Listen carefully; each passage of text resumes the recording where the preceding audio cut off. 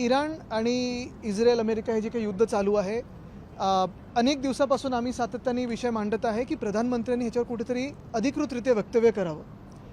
काल पण आपण पाहिलं असेल, आज देखील आम्ही सातत्याने सदनात पण म्हणजे संसद भवनात पण आम्ही चर्चा मागत आहोत की तिथे जे केंद्रीय मंत्री असतात त्यांच्यासोबत चर्चा झाली पाहिजे. सगळ्याच खासदारांना चर्चा आणि प्रश्न विचारण्याची संधी मिळाली पाहिजे की ह्याचा नक्की परिणाम किंवा दुष्परिणाम आपल्या भारताच्या अर्थसंकल्पावर असेल, एनर्जी सिक्युरिटीवर असेल, फूड सिक्युरिटीवर असेल किंवा अनेक ज्या गोष्टी तिथून येणारे जे काही APIs असतात किंवा बेसिक फॉर्म्युला असतात त्याच्यावर काय होणार आहे ह्याची माहिती ही देशासमोर आली पाहिजे. आमचं ठाम मत अजूनही हे आहे की जे काही दुष्परिणाम होणार असतील किंवा परिणाम होणार असतील किंवा जे काही कठीणाई आपल्याला सामोरे जायला लागणार आहेत ह्याच्यावरचं प्रधानमंत्री महोदयांनी एक भाष्य केलं किंवा देशाला संबोधित केलं तर मला वाटतं आपण मनाची तयारी करू आणि जी काही इतर देशात तयारी झाली पाहिजे ती देखील होईल. आत्ता मी पाहतोय मुंबई असेल, चेन्नई असेल, बेंगलुरू असेल, अनेक शहरांमधून देखील गॅस आहे, नाही आहे, रेस्टॉरंट्स वापरू शकतात, नाही वापरू शकत. सगळं जे काही सरकारकडून येतं आहे ते सोर्सेस म्हणून येतं, अधिकृतरित्या कुठेही नाही येतं.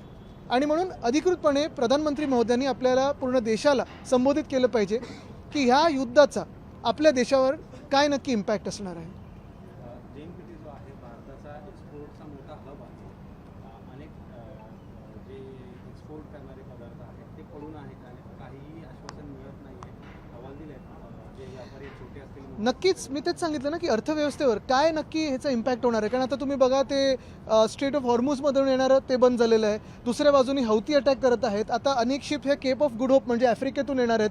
तर जे काही गुड शिपमेंट्स येणारे जाणार आहेत त्याला उशीर किती होणार आहे हा देखील अंदाज आपल्या इकडच्या सगळ्या व्यावसायिकांना, व्यापाऱ्यांना, जे काही छोटे मोठे उद्योग असतील ह्यांना देखील मिळालं पाहिजे.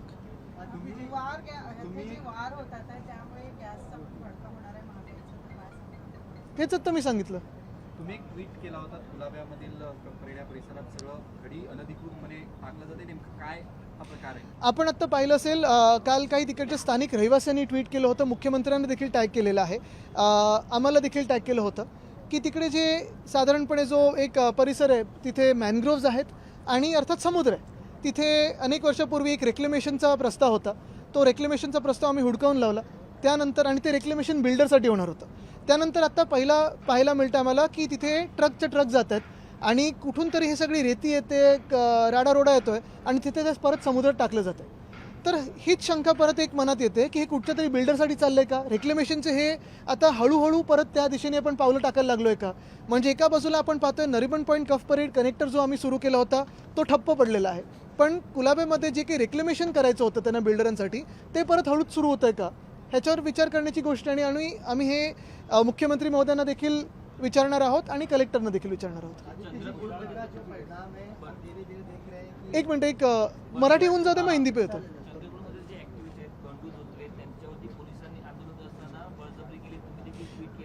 बंडू धोत्रेंना मी गेले अनेक वर्ष ओळखत आहे. आमचं सरकार असताना देखील ते आंदोलनात बसले होते आणि तेव्हा मी स्वतः त्यांची जाऊन भेट घेतली होती. प्रत्येक वेळी जे त्यांनी आंदोलन केले कुठेही स्वार्थासाठी आंदोलन केलेलं नाही आहे. त्यांनी तिकडे एक तलाव होता तो स्वच्छ करण्यासाठी तेव्हा हे उपोषण केलं होतं. मी स्वतः जाऊन ते उपोषण सोडलं होतं आणि तलाव देखील स्वच्छ करून घेतला होता. इराई नदीचा विषय असेल, चंद्रपूरमध्ये जे अनेक थर्मल प्लांट्स आहेत त्यांचं जी फ्लॅश, ती कोळशातली जी फ्लॅश मिळते त्याच्या देखील विरुद्ध त्यांनी आंदोलन केलं होतं. आत्ताचे जे उपोषण करत आहेत ते तिथे घोडाझरीमध्ये मायनिंगचं जे परमिट दिलेलं आहे, खाणी करण्याचं जे परमिट दिलेलं आहे त्याच्या विरुद्ध करत आहेत. आणि हा प्रस्ताव आत्ता केंद्राकडे गेलेला आहे. तिथून मंजूर किंवा अमंजूर झालं नसताना देखील कोणासाठी नक्की हे सरकार नक्की बळजबरीपणा करत आहे, एवढं जोर लावत आहे, ह्याचं उत्तर ज्या पोलिसांनी त्यांना तिथून काढलं त्याच पोलिसांनी आम्हाला दिलं पाहिजे.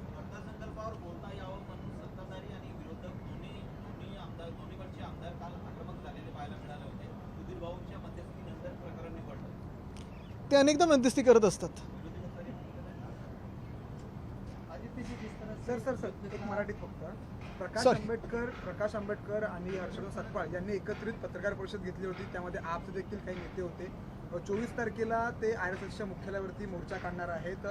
जी एप्स्टीन फाईल जे मुद्दा प्रकर्षाने सगळ्यांसमोर आलेला होता त्यामुळे भारताने अमेरिकेशी काही करार केलेला आहे आणि त्यामधून भारत जो आहे तो अमेरिकेच्या पूर्णपणे स्वाधीन झालेला आहे. त्यामुळे भारताचं मोठ्या प्रमाणात नुकसान होतं आहे असा आरोप जो आहे तो आंबेडकरांनी केलेला आहे आणि म्हणून 23 किंवा 24 तारखेला ते RSSच्या मुख्यालयावरती मोर्चा काढणार. मला वाटतं त्यांच्या भाषणातून जे सत्य असेल ते पुढे येईल. पण महत्त्वाची गोष्ट हीच आहे की हरदीपजींचं नाव, हरदीप पुरींचं नाव हे अनेकदा ते इप्सिन फाईलमध्ये आलेलं आहे. अजून केंद्राकडून कुठेही स्पष्टीकरण आलेलं नाही आहे. तर त्याच्यावर केंद्र सरकारने उत्तर द्यावं ना. पण आता ते मोर्चा जे काढणार आहेत त्यामध्ये नाही आता ते महाविकास आघाडीमधलं काय पक्ष- होईल आम्हाला कळेल ना. अजून आमच्याबरोबर काही संपर्क झालेला नाही. आदित्य जी, जिस तरह से युद्ध हुआ उसके बाद से परिणाम देखा जा रहा है कि भारत के लिए हो रहा है. हालांकि कल जो है खासतौर पर देवेंद्र फडणवीस जी ने कहा कि कोई भी परेशानी की समस्या नहीं, गलत चीज़ें जो है न चलाई जाए.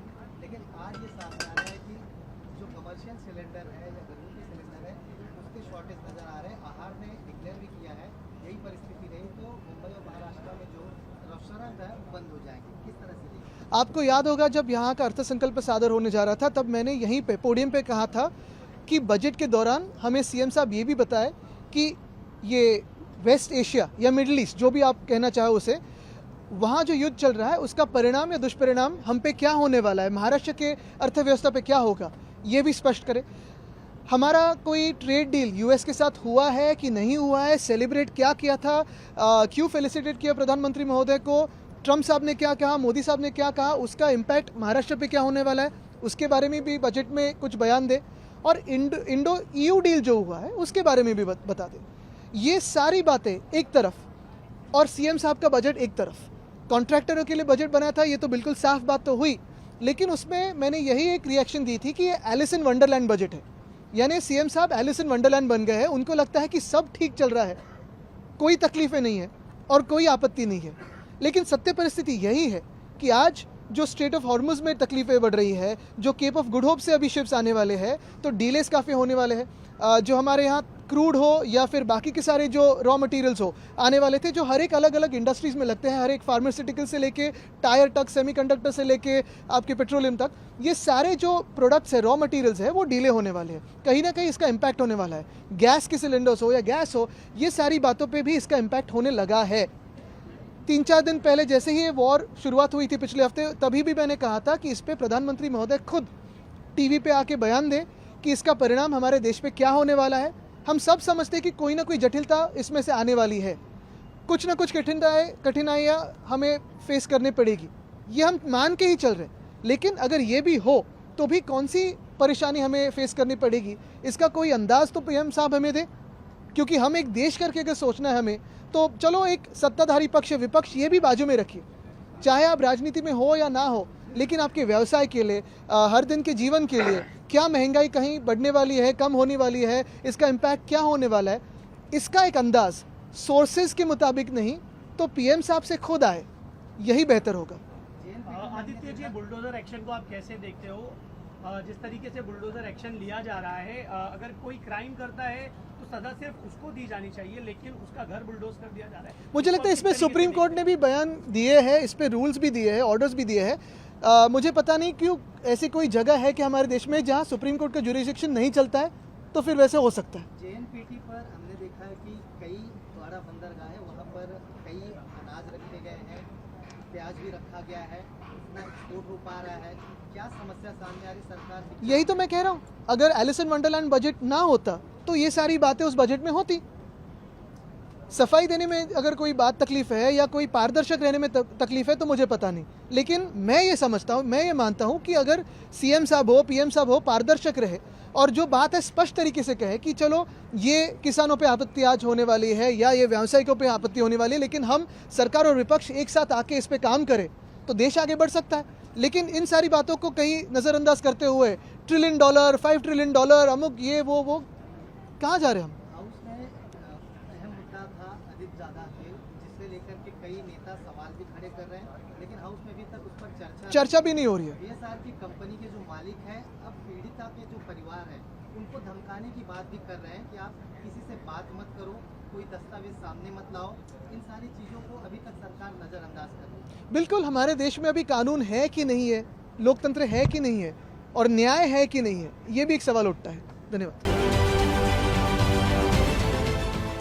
देश विदेशातील प्रत्येक घडामोडींचे लाईव्ह अपडेट मिळवण्यासाठी आता साम टीव्हीच्या सर्व सोशल मीडिया प्लॅटफॉर्मला लाईक, फॉलो आणि सबस्क्राईब करा. तसंच सर्व नोटिफिकेशनसाठी बेल आयकॉन प्रेस करायला विसरू नका.